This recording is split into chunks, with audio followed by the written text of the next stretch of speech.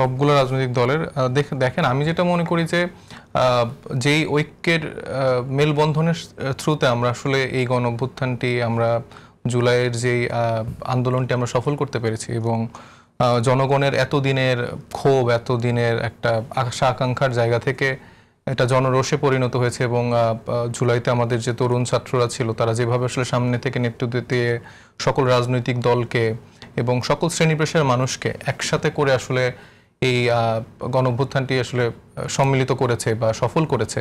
তো সেই জায়গা থেকে আমরা আশা করেছিলাম যে পরবর্তীতে যে কোনো ধাপে মানে অ্যাটলিস্ট কিছু বিষয়ে আমাদের মধ্যে ঐক্য থাকবে। রাজনৈতিক জায়গা থেকে স্বাভাবিকভাবেই অনেক জায়গায় অনৈক্য থাকবে, মত পার্থক্য থাকবে, সেটা আসলে গণতন্ত্রের সৌন্দর্য। কিন্তু যেই মেজর বিষয়গুলোতে আসলে এক থাকার কথা সেখানে আমরা দেখছি অনৈক্য এবং আমরা চাই যে আসলে অনৈক্যটা না থাকুক এবং গণভোট নিয়ে যে আসলে এখন রাজনীতি হচ্ছে আমাদের কাছে মনে হচ্ছে যে একটা রাজনৈতিক দল এটাকে আসলে বার্গেনিং টুল হিসেবে ব্যবহার করছে আগে হওয়া নিয়ে, বা আরেকটা রাজনৈতিক দল হয়তো বা একদম রিজিড যে আমার নির্বাচনের দিতেই হবে, দিনই হতে হবে এবং নির্বাচনের দিন এবং আগে দুটি সময় কিন্তু নির্বাচনের পরে হলো না কেন? নির্বাচনের পরে নয় কারণ হচ্ছে যে আপনারা বাংলাদেশে তো এর আগে ইতিহাস আছে না নির্বাচনের পরে গণভোট হওয়ার। হ্যাঁ, কিন্তু এইরকম প্রেক্ষাপট বাংলাদেশের ইতিহাসে তো হয়নি। আপনি জুলাই গণঅভ্যুত্থানের সাথে তো বাংলাদেশের ইতিহাসে আর কোনো প্রেক্ষাপট মিলাতে পারবেন না। গণভোট নিয়ে যদি আমরা কথা বলি নির্বাচনের পরে না কেন, প্রেক্ষাপট বলেই তো আমরা গণভোটে যাচ্ছি, এরকম প্রেক্ষাপট না বলেই তো এত বড় জুলাই চার্টার হলো এবং এই জুলাই চার্টারে এত বড় প্রস্তাবনা নিয়ে আমরা যাচ্ছি। যে বিগত সময়ে আমরা যেরকম আকাঙ্ক্ষার জায়গাগুলো দেখেছিলাম, স্পেশালি 90-এর রাজনৈতিক যে অভ্যুত্থানটি হয়েছিল ওর পরবর্তী সময়ে যে রাজনৈতিক দলগুলোর একরকম কমিটমেন্ট বা সেই জায়গাটা তারা আসলে কমিটমেন্টটা রক্ষা করতে পারেনি।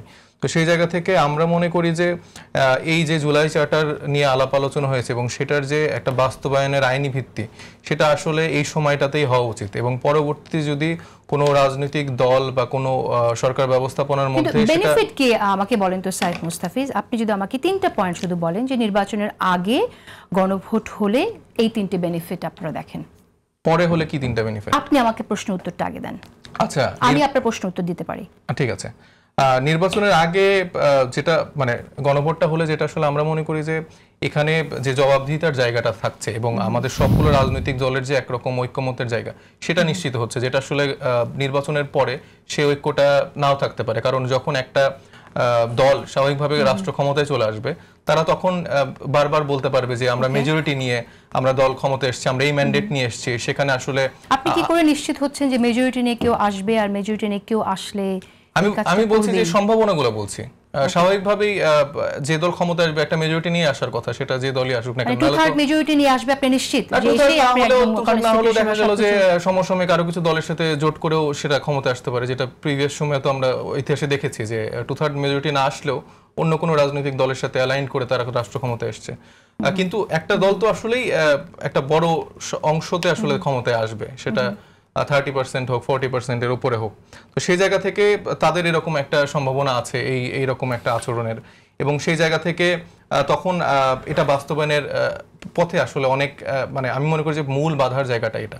ওকে, যদি ইলেকশনের দিন হয় তাহলে না, আমি তো বলছি যে আমাদের এনসিপির পক্ষ থেকে আসলে এই জায়গা থেকে আমরা খুব বেশি রিজিড থাকতে চাই না। মানে এটা আসলে আমরা চাই যে রাজনৈতিক ঐক্যর জন্য আসলে সেটা যে সময় আসলে সবাই চায় সেটা ইলেকশনের দিন হলে আমাদের আসলে কোনো সমস্যা নেই, আবার আগে হলেও কোনো সমস্যা নেই। আমরা চাই যে আসলে এখানে এই জায়গাটা নিয়ে গণভোট নিয়ে যেন আসলে রাজনৈতিক দলগুলোর মধ্যে অনৈক্য সৃষ্টি না হয় এবং এর ফলে তো আসলে আমরা দেখছি যে আমাদের মধ্যে যত বিভেদ হবে, বিএনপি বলেন, এনসিপি বলেন, জামাত ইসলাম বলেন বা সমমনা অন্যান্য যে রাজনৈতিক দলগুলো আছে যারা ফ্যাসিবাদ বিরোধী আমলের সময় আসলে লড়াই সংগ্রাম করেছে, তাদের মধ্যে যত অনৈক্য হবে শেখ হাসিনার ফিরে আসার সম্ভাবনা বা তার দলের লোকজনের ফিরে আসার সম্ভাবনা তত প্রখর হবে।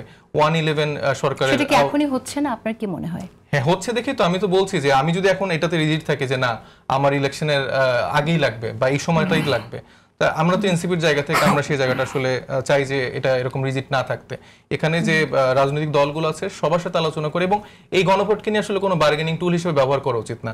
জনগণের আকাঙ্ক্ষা বাস্তবায়নের জন্য সর্বোচ্চ যেটা ভালো হতে পারে সেই ব্যবস্থাটাই আমরা গ্রহণ করার পক্ষে।